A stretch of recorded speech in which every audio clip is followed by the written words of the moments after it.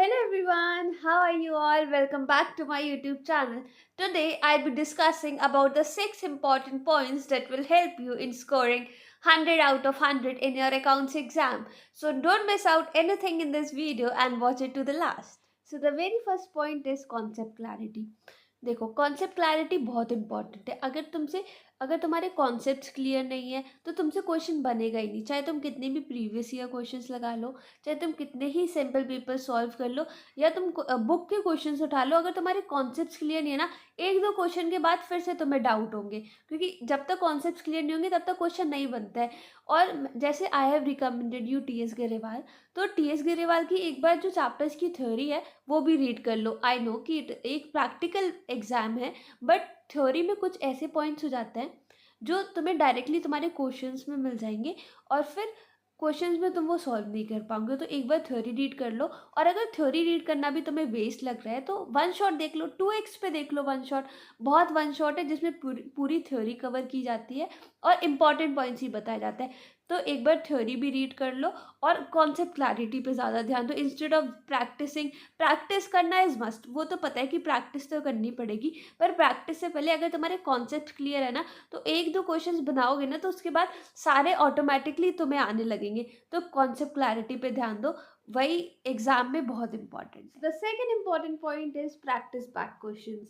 Back questions बहुत important है, तुम सबको प्रैक्टिस करने चाहिए। चाहे तुम डी.के. गोयल से पढ़ रहे हो, चाहे टी.एस. गरेवाल से पढ़ रहे हो। मैं टी.एस. गरेवाल से पढ़ती थी, तो मैंने जिस दिन जो कॉन्सेप्ट किया मैं उसी दिन उसके क्वेश्चंस लगा लेती थी। एक तो मैं कॉन्फिडेंट फील करती थी और ऊपर से वो मेरे मेमोरी में सेव हो जाते थे। तो जिस दिन तुम जो कॉन्सेप्ट पढ़ रहे हो उसी दिन उसके बैक क्वेश्चंस लगा लो, बहुत हेल्पफुल होते हैं। अभी तुम्हें बहुत लगेगा कि नहीं नहीं करना है, कल कर लेंगे, प्रोकास्टिनेशन नहीं करना है हमें। जिस दिन जो काम मिल रहा है उसी दिन करो, बैक क्वेश्चंस लगाओ।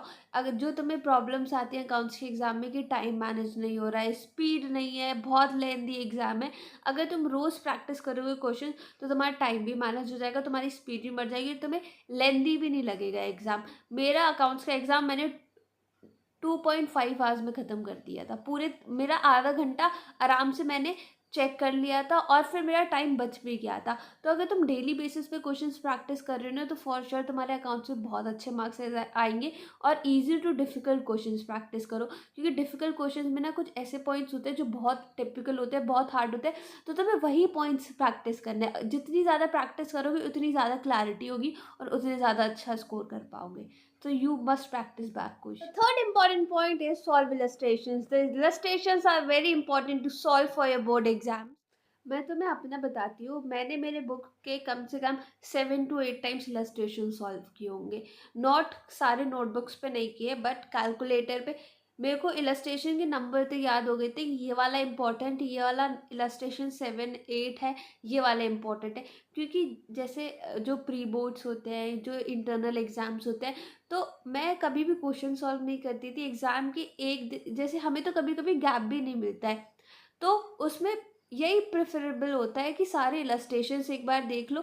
और जब तुम एक दो बार सारे इलस्ट्रेशन सारी बुक्स की इलस्ट्रेशन देख लोगे तो जस्ट स्टार्ट मार्किंग कि कौन सा इलस्ट्रेशन इंपॉर्टेंट है, कौन सा नहीं है। और अगर जैसे तुम्हें टाइम नहीं मिल रहा है तो बस एक बार वो इंपॉर्टेंट वाले इलस्ट्रेशन देख लो। बैक क्वेश्चंस के अलावा इलस्ट्रेशंस बहुत इंपॉर्टेंट है, इलस्ट्रेशन सॉल्व करने ही। The fourth important point is make a revision notebook.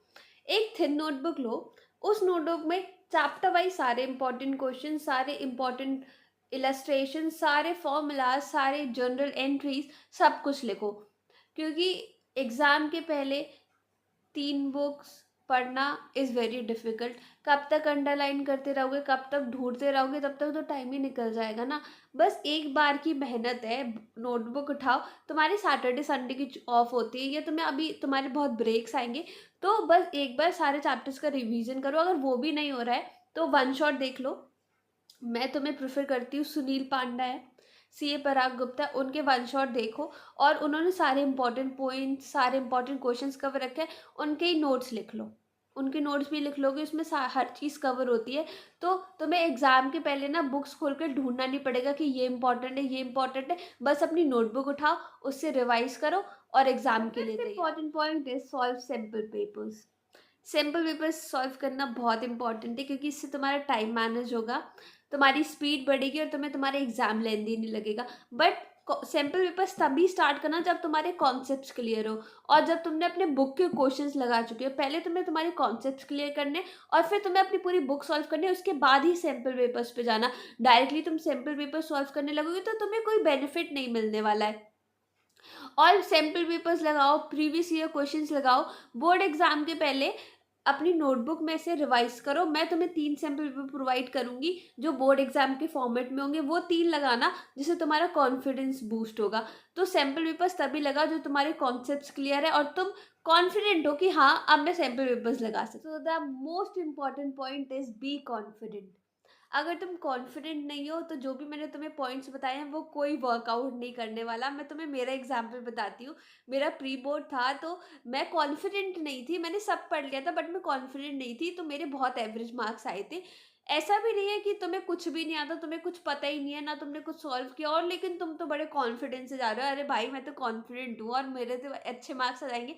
ऐसा भी नहीं है। बट अगर तुमने सब पढ़ रखा है और फिर भी तुम कॉन्फिडेंट नहीं हो, तुम बहुत नर्वस हो, तुम्हें एंजाइटी हो रही है, तो वो इतनी टेंशन मत लो यार, क्योंकि फ्यूचर किसी ने नहीं देखा है। फ्यूचर में हमारे अच्छे मार्क्स आएंगे, हमारे बेकार मार्क्स आएंगे, वो तो हमें तभी पता चलेगा और हम तभी फेस करेंगे वो चीज़। अभी से टेंशन लेने से कुछ नहीं होने वाला। अभी बस अपने पे ध्यान दो, जो तुम्हें पढ़ना है वो पढ़ो और कॉन्फिडेंट रहो।